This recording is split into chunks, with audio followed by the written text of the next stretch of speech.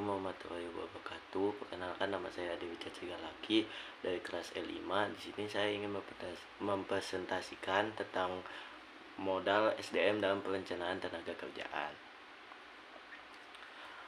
Yang pertama, modal SDM dalam perencanaan tenaga kerja itu ada 3 ya. Ada makna manusia sebagai modal, bisa disebut dengan human capital.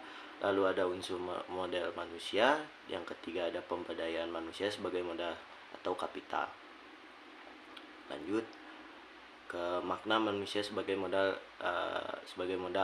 Itu modal manusia terutama mencakup ada kompetensi atau skill, baik hard skill ataupun soft skillnya, meliputi pengetahuan, wawasan, keterampilan fisik, sikap, dan karakter yang diperlukan untuk keperluan mencapai tujuan perusahaan tersebut.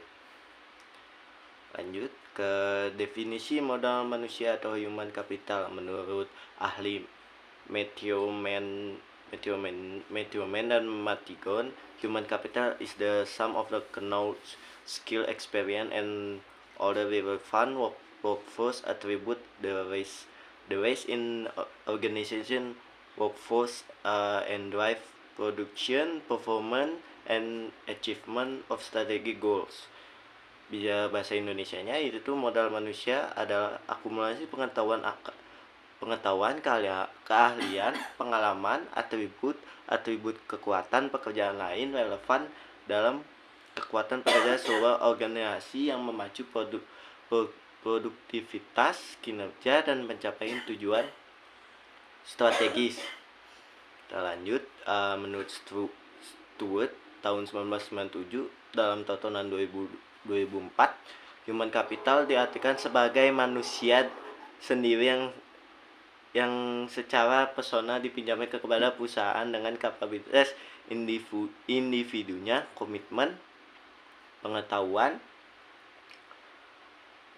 dan pengalaman pribadi, walaupun tidak semata-mata dilihat dari individual, tapi juga sebagai tim kerja yang memiliki hubungan pribadi yang baik di dalam maupun di luar perusahaan tersebut. Lanjut ke sedangkan ahli Mahtoran dan Bontis dalam Rahmawati dan Wulani 2004, human capital merupakan kombinasi dari pengetahuan, keterampilan, inovasi, dan kemampuan seseorang untuk menjalankan tugasnya sehingga dapat menciptakan suatu nilai untuk mencapai tujuannya. Lalu menurut Mayo 2000 dalam Rahmawati edisi 2004, human capital merupakan nilai tambahan bagi perusahaan dalam perusahaan setiap hari, melalui motivasi dalam perusahaan setiap hari, melalui motivasi dalam komitmen, kompetensi, serta efektivitas kerja tim di dalam suatu perusahaan. Nilai tambah yang dapat dikontribusi oleh pekerja berupa pengembangan kompetensi yang dimiliki oleh perusahaan, pemindahan pengetahuan dari pekerja perusahaan, serta perubahan budaya manajemennya. Kita lanjut, menurut Andre Mayo dalam Kode Harjo 2008 halaman 40, human capital adalah kombinasi warisan genetik, pendidikan, pengalaman, dan perilaku tentang hidup dan bisnis. Lanjut ke unsur modal manusia. Unsur modal manusia yang menurut Mayo dalam CLV Gmail Gaul 2014 halaman 698 bahwa human capital itu individu capability atau kemampuan individual motivation atau motivasi individu, leadership, kepemimpinan. Lalu ada the organization climate atau suasana organisasi, dan work group efektivitas kelompok kerjanya.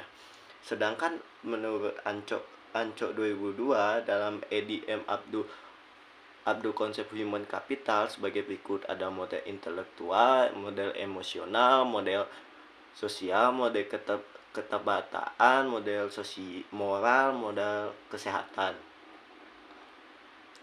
Selanjutnya menurut Ancok sendiri, modal intelektual sebagai yang kita lihat di monitor itu adalah perangkat yang diperlukan untuk menemukan peluang pengelolaan ancaman dalam kehidupan.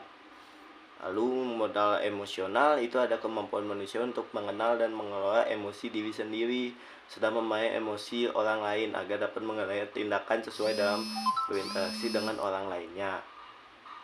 Lalu terdapat 4 dimensi kecerdasan emosional menurut Bradbury dan Graves 2005, yaitu ada self aware, self management, self awareness, relationship management, modal sosial,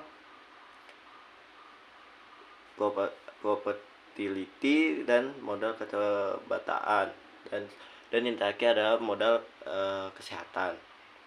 Lanjut, pemberdayaan manusia sebagai modal atau kapital. Maju atau mundurnya kinerja sebuah perusahaan banyak ditentukan oleh faktor manusia sebagai modal kapital yang secara sistematis memberdayakan manusia dengan cara memberdayakan semua sumber daya manusianya. Kompetisi sesuai dengan kebutuhan perusahaan, menempatkan karyawan itu ditempatkan secara tepat, beri karyawan itu kepercayaan untuk mengajarkan segala sesuatunya, pemantauan dan evaluasi. Kita harus memantau karyawan dan evaluasi ketika ada kesalahan. Peningkatan kompetensi secara berkelanjutan. Lalu ada gaji yang sepadan, kita juga harus memberikan gaji yang sepadan untuk karyawan kita. Reward dan punishment. Nah, kita akan memberikan reward kepada karyawan yang mencapai target, dan memberikan punishment ketika karyawan membuat kesalahan-kesalahan yang bisa merugikan perusahaan kita sendiri. Oke, mungkin sekian dari saya tentang penjelasan modal kapital ya. Maaf bila ada salah kata. Terima kasih.